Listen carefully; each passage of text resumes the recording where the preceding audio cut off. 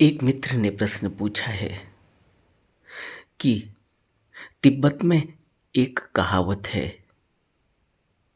कि कल या अगला जन्म कौन पहले आएगा, कौन जानता है। इसका क्या मतलब है? हाँ, यह कहावत बहुत प्रचलित है तिब्बत में कि कल या अगला जन्म कौन पहले आएगा, कौन जानता है।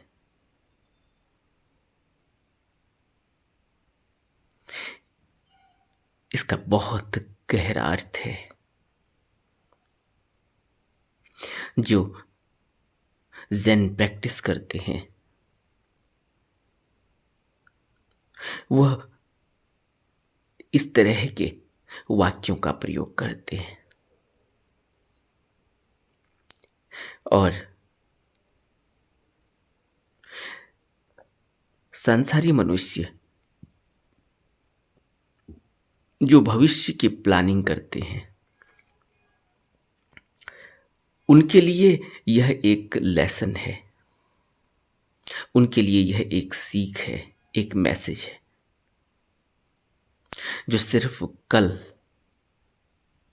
या तो कल पर टालते हैं या कल की प्लानिंग करते हैं या कल के लिए निवेश करते हैं, इन्वेस्ट करते हैं। उनको लगता है कि कल आएगा और तब वह सुख भोगेंगे। वर्तमान में उनको लगता ही नहीं कि कोई सुख है। हमेशा ही उनका ख्याल, उनका ध्यान कल पर होता है कि कल अच्छा होगा, आज अच्छा नहीं है। आज कुछ तारे गर्दिश में हैं, आज कुछ ठीक नहीं चल रहा है, किस्मत साथ नहीं दे रही, कल अच्छा होगा। इस कल की तलाश में वह अपना पूरा जीवन बिता देते हैं और ऐसे लोगों से पूरा संसार भरा हुआ है। लेकिन क्योंकि यह ज़ेन प्रैक्टिशनर जो लोग हैं उनकी कहावत है कल या अगला जन्म कौन जाने क्या पहले आएगा। यानी कल आएगा या नहीं आएगा इसकी कोई गारंटी नहीं है। कल आ भी सकता है और कल नहीं भी आ सकता, कल से पहले ही मौत भी हो सकती है। तिब्बत में एक और कहावत है कि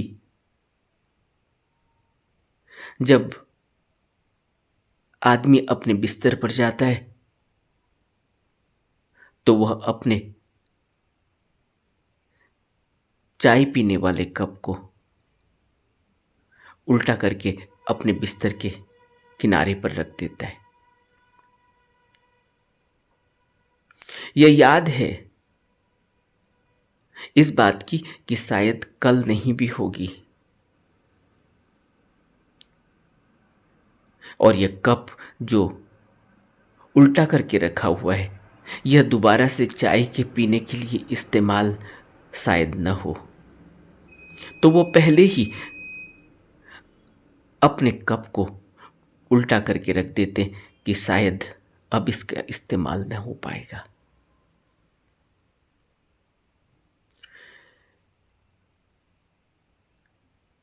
यह जो मैसेज दिए जा रहे हैं, यह जो वाक्य दोहराए जा रहे हैं, यह बातें बार बार ऑटो सजेशन अपने को दिया जा रहा है मौत की याद रखने का। इसका एक ही उद्देश्य है ज़ेन को प्रैक्टिस करने वालों का, ध्यान करने वालों का, कि मौत की याद सदा बनी रहे। कल आएगा या मौत आ जाएगी और फिर एक नया जन्म मिल जाएगा। तो कल आएगा या नहीं यह तो पक्का नहीं है। हो सकता है कि अगला जन्म हो जाए, यानी मौत आ जाए और मौत के बाद तो फिर एक नई जिंदगी है। इसलिए यह कहावत है तिब्बत में कि कल की याद इतनी मत बना के रखो, बेहतर यह है कि मौत की याद बनी रहे। मौत की याद बनी रहेगी तो फिर कुछ भी गलत नहीं होगा।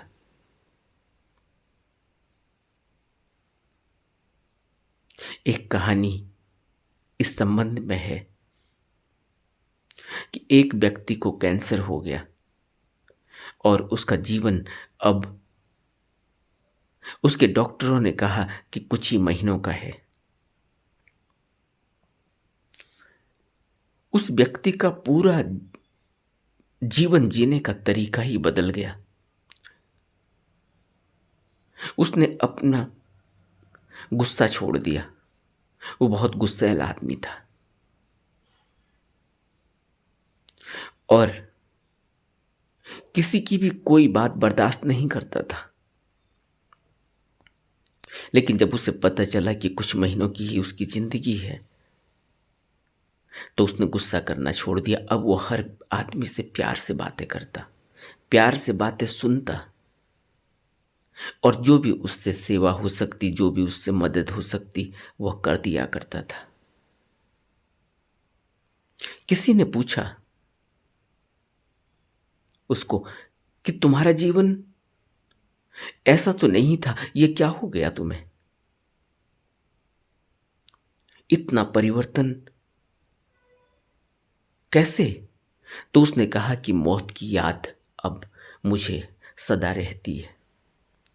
वो डॉक्टर ने मेरे कान में जो शब्द कहे थे कि तुम्हारी जिंदगी अब कुछ महीनों की है, वह सदा मुझे मेरे कानों में गूंजते रहते। इसलिए अब मेरी जिंदगी तो कुछ ही महीने की है, तो इस जिंदगी को, इस समय को गुस्से में बर्बाद कर देना, लोगों के दिलों को दुखाना या लोगों के साथ अच्छा व्यवहार नहीं करना, ये जिंदगी ऐसे ही चली जाएगी। अब तो कुछ ही महीने बचे हैं। मैंने बहुत जो करना था वो अपनी जिंदगी में मैं कर चुका हूं। लेकिन अब मैं किसी भी प्रकार की कोई ग्लानि को, कोई नफरत भाव को, कोई ईर्ष्या को, किसी को कोई दुख देकर यहां से विदा नहीं होना चाहता। पहले जब मैं ऐसा करता था तब मुझे मौत की याद नहीं थी, क्योंकि तब मैं सोचता था कि मरना किसको है, पहले इसको मजा चखाया जाए, क्योंकि यह व्यक्ति कुछ जरूरत से ज्यादा ही कर रहा है, इसलिए इसको ठीक करना जरूरी है। क्योंकि मुझे मौत की याद नहीं थी, मैं यही सोचता था कि मुझे तो रहना ही है, मुझे कहाँ जाना, और मैं जो चाहूँगा वही करूँगा, मैं जो चाहूँगा वैसे ही रहूँगा। लेकिन जीवन ऐसा नहीं है। यह अब उस डॉक्टर के शब्द मेरे कानों पर गूंजते हैं, क्योंकि मेरी मौत पर कोई वश नहीं, और अब कुछ ही दिनों में मैं मर जाऊंगा। फिर इस दुनिया में कौन मेरा अपना था, कौन मेरा अपना नहीं था, किसने मेरे से क्या कहा था, किसने मेरे से क्या लिया था, किसने मुझे क्या दिया था,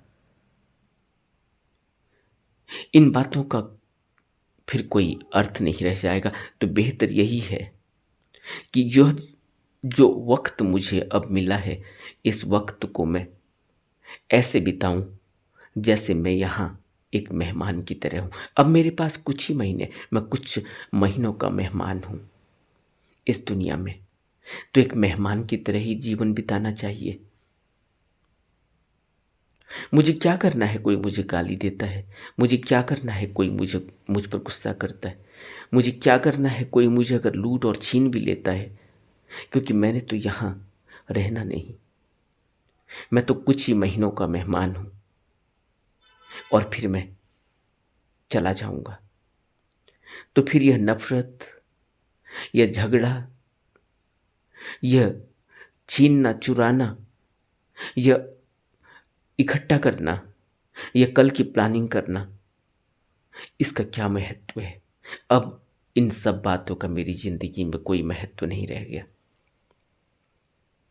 इसलिए मैंने सोचा है कि मैं उस कुदरत को हमेशा याद रखूं जो परिवर्तनशील है, जो बदल रही है, जो बना रही है, जो बिगाड़ रही है। और उस डॉक्टर के शब्द जो मेरे लिए एक गुरु के उपदेश की तरह है कि तुम यहां चंद महीनों के मेहमान हो, यह मेरे लिए ऐसे शब्द हैं जिनसे मुझे प्रेरणा मिलती है कि मैं यहां हर पल ऐसे बिताऊं, ऐसे जीऊं जिसमें कुछ भी, कहीं भी कोई कोई लकीर न लगे, कोई रेख न लगे, कोई स्केच न लगे। जैसा मेरा जीवन है, यह जीवन बिल्कुल ही बदल जाना चाहिए। अब मैं वैसा नहीं हूं जैसा मैं था। अब तो मैं बिल्कुल अपने आप को ऐसे ही रखना चाहता हूं जैसे सुरक्षित। मैं ऐसे ही यहां से आया था और ऐसे ही यहां से चला जाऊंगा।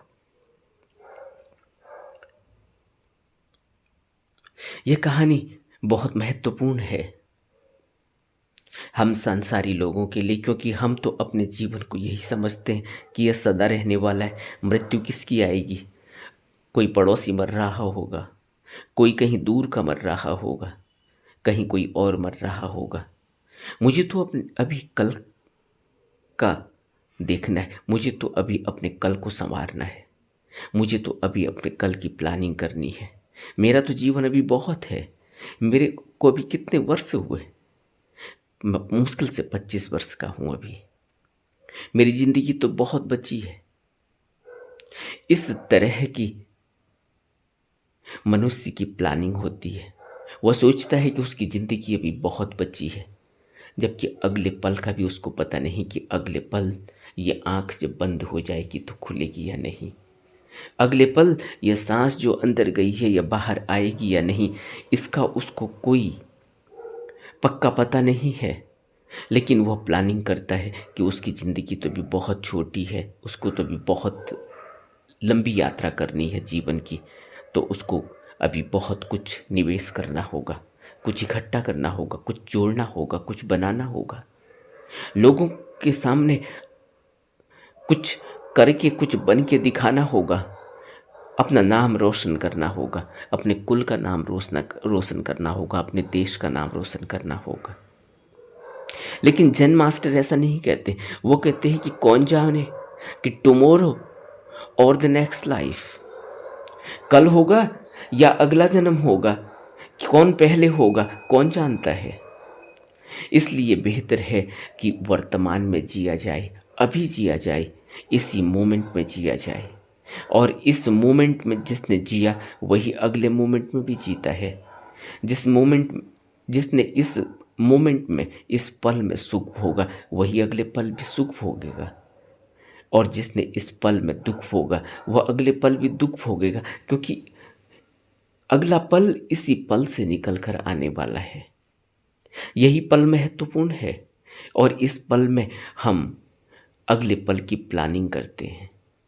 इस पल को जी नहीं पाते, इस पल में हम होते ही नहीं, हम अगले पल में चले जाते हैं, या हम अपने पिछले पल में होते हैं, जब कोई घटना घटी थी, जब हमें दुख मिला था, या कोई घटना घटी थी जब हमें सुख मिला था। लेकिन अब वह घटना से न सुख मिलता न दुख मिलता, वह पिछले पल की बात थी। अभी हम वर्तमान पल में हैं और वर्तमान पल में हम होते ही नहीं, हम कल में चले जाते हैं। या तो कल की प्लानिंग करते हैं या कल में जो घटा था उसका रोना रोते हैं या उसको रिलीव करते हैं। इसलिए जो कहावत है कि कल होगा या अगला जन्म होगा, कौन जानता है कौन पहले होगा, बहुत महत्वपूर्ण कथन है। एक सीख है, एक मैसेज है, एक जीवन बदलने का वाक्य है, अगर हम समझ पाए। इसीलिए बुद्ध कहते थे कि जिसने मौत को याद रखा वही इस मौत से आगे के जीवन के बारे में भी सोच सकता है, लेकिन जिसने मौत को याद ही नहीं रखा उसके लिए तो अभी जीवन ही जीवन है, वो यह मानकर चलता है।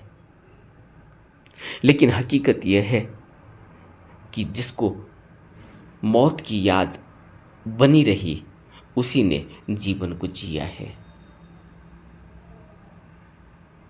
नमो बुद्धाय।